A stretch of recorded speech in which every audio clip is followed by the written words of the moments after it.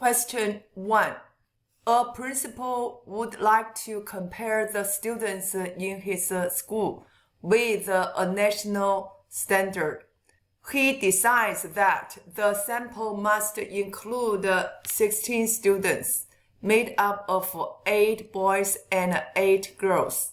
One of the teachers then selects students from her class, choosing 8 boys and 8 girls to participate. Name the type of sampling that best describe the method used by the principal. 8 boys and 8 girls means groups. And one of the teacher choose 8 boys and 8 girls to fill in these groups. In other words, these 8 boys and 8 girls are not randomly selected. So this is called sampling. The marks out of 40 for the students who took the test are given in the table. Find the mean mark, the unbiased estimate of population mean of the marks, the standard deviation of the marks, the unbiased estimate of the population standard deviation of the marks. This is X bar. This is X bar 2. This is S sub n. This is S sub n minus 1.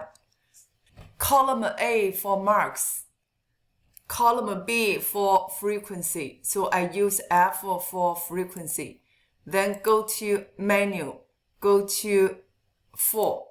Go to 1, stat calculations, 1 variable statistics, enter. X list is A. Frequency list is F. Then enter. X bar equals 25.9. S sub n minus 1 is 7.56. This is S sub n, 7.32. We need to learn how to read the results from a calculator. This is S sub n minus 1. This is S sub n. Standard deviation of the sample.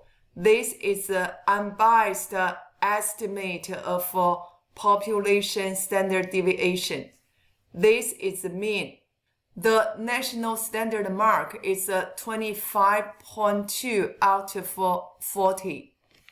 Perform an appropriate test at a 5% significance level to see if the mean marks achieved by students in the school are higher than the national standard. It can be assumed that the marks come from a normal population.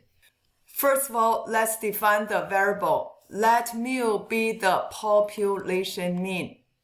Keywords: population mean.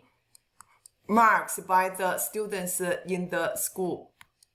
HO, mu equals 25.2.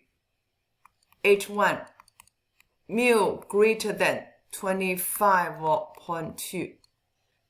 Since we are not given population standard deviation, we will use a t-test. Go back to this spreadsheet, go to menu, go to 4. Go to 4 again. This is a t-test. We are given the data. H1 is mu greater than mu 0. Enter. Enter. T equals 0.390. p-value equals 0.351. Degree of freedom is 15. Then we can use this p-value to draw the conclusion. Since 0.351 greater than 0.05, fail to reject HO. Since this test is to determine if the mean mark achieved by the students in the school are higher than the national standard. This is the claim.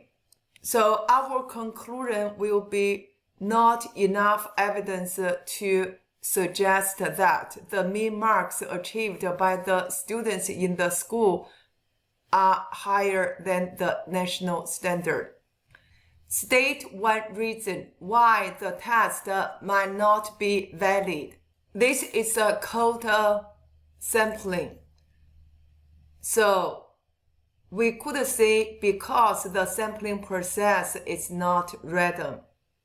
2 additional students take the test at a later date, and the mean mark for all 18 students is 26.1, and the standard deviation is 8.4. For further analysis, a standardized score out of 100 for 18 students is obtained by multiplying the score by 2 and adding 20. For the 18 students, find their mean standardized score. This question is about linear transformation of a single variables. We are given e of x equals 26.1. Then this mean standardized score will be 26.1 times 2 plus 20 equals 72.2.